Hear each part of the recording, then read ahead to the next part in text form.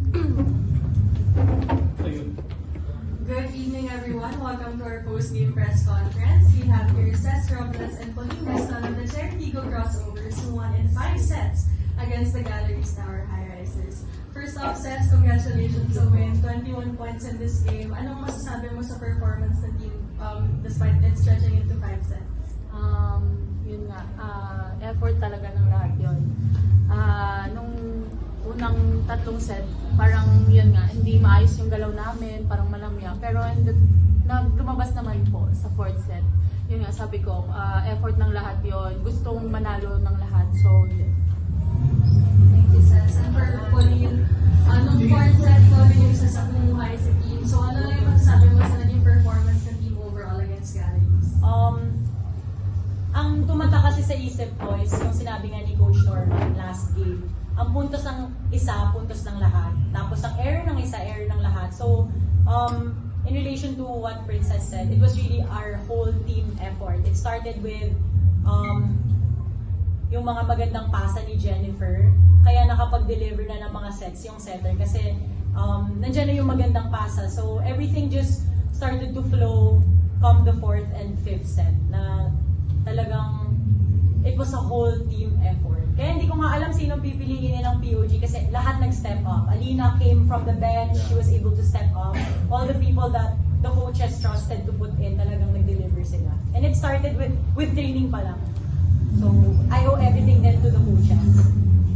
Thank you, Pauline. We also have Coach Norman Miguel of Cherry Eagle. Coach, sabi nga ni Pauline kanina, ending the year with a bang kayo, Cherry. Anong masasabi mo sa naging performance ng team? Ako kanina, yung before mag-start, after nung warm-up sa net, yun ang kagad yung usapan namin na this is the last game for, this holiday season. So dapat talaga full blast ang performance namin. Yun, buti naman, nag-translate naman at masaya talaga na, na una nakakakaba talaga. Pero iba yung statement na natapos namin yung game kanina na we showed talagang character na gusto. It's not about yung skills natin rin. Kasi talagang ilang mix and match na ginawa namin Pero di ba yung character yung nag-prevail talaga na gusto talaga nilang manalo. Yun. Sobrang happy. Thank you, Coach. The floor is open for questions. Coach, paano nyo lang sila ni-regroup nung na-down na 2 sets yung team? Actually, mas kami coaches, ang sakit sa ulo namin. Sino pa ba parang lahat ng equation sa mathematics, sino ba ilalagay natin na ganyan. Pero ganun talaga ang team, di ba? Ganun talaga sa coaching Talagang gagawa ka talaga ng mga yung balasa mo kung sino talaga magiging effective So yun, actually itong week na to talaga, meron talaga kaming naging changes sa lineup namin sa starting 6. So yun, so siguro baka hindi pa rin talaga sila nag-judge. Pero yun pa rin ang essence, no, di ba? Kung sino hindi magko-connect, pasok mo yung magko-connect, di ba? Para makagawa ng magandang resulta, di ba? Kasi regardless kung sino naman ang perform yan, team naman lahat tayo. Mag-fail man o maging successful, sama-sama pa rin kami doon. For Pauline and Cesc, how would you sum up na lang 2024 with Cherry Eagle to the highs and lows that this year had for the team? Lalim ng tanong. Kaya.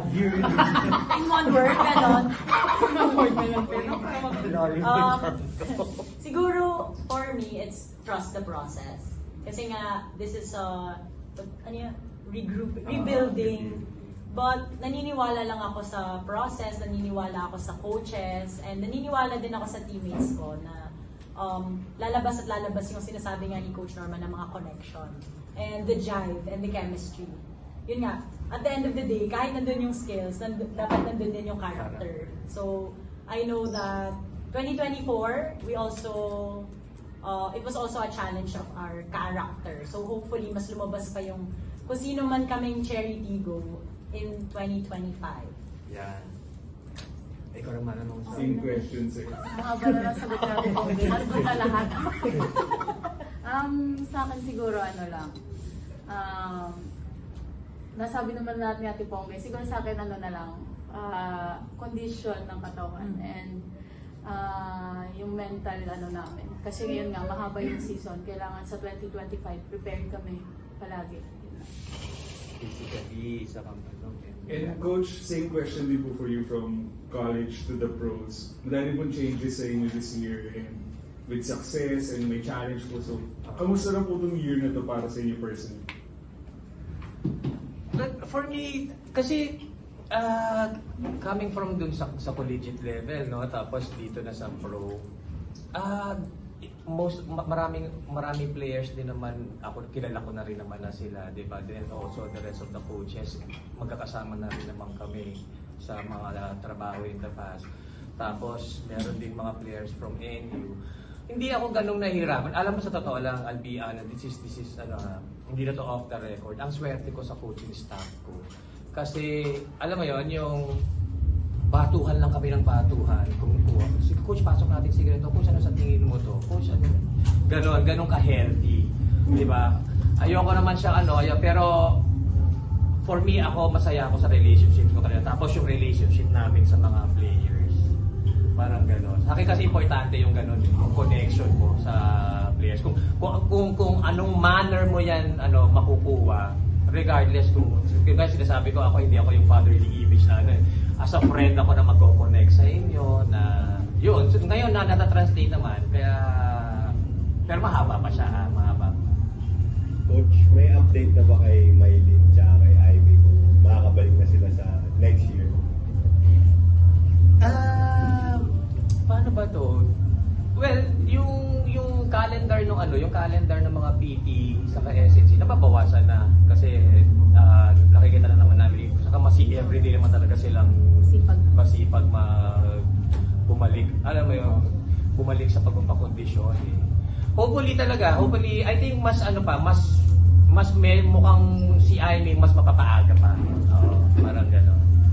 Diba? Kasi gaya nga lagi namin sinasabi, diba? Everyday ang priority talaga muna namin yung physical fitness, yung health ng players.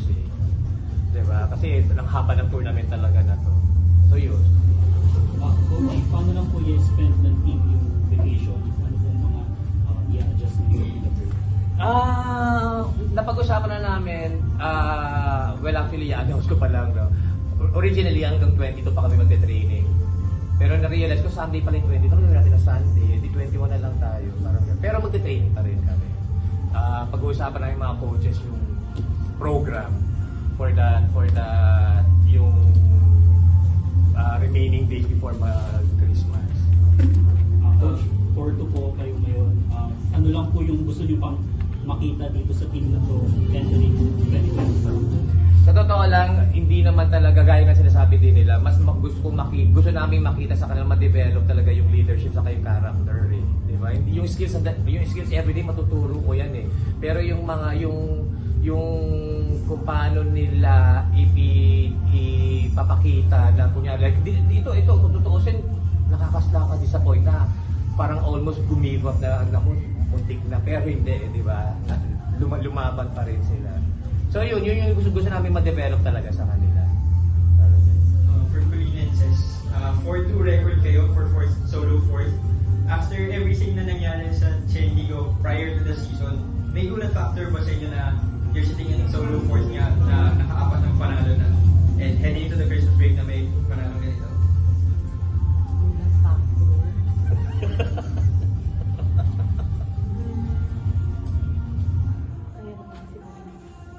Kayo na lang magulat kung ano man yung mga planos ng mga coaches. Kasi yun nga, maganda talaga yung program na pinaplano nila lagi. And I think you also noticed that they're not afraid to try different things. Like, in the third set, naglaro ako utility, Opposite, tapos si Ara outside. si Ate Ara yung outside. So, there's lots of gulat factors because a lot of the players are not afraid to go outside of their comfort zone with the help of our coaches. Kasi yung coaches talaga namin, they push us beyond our limit. Kumbaga, they always push us na kaya pa namin to do more. And that will also help our overall development as a player. Kasi, syempre gusto namin gumaling palalo as a family.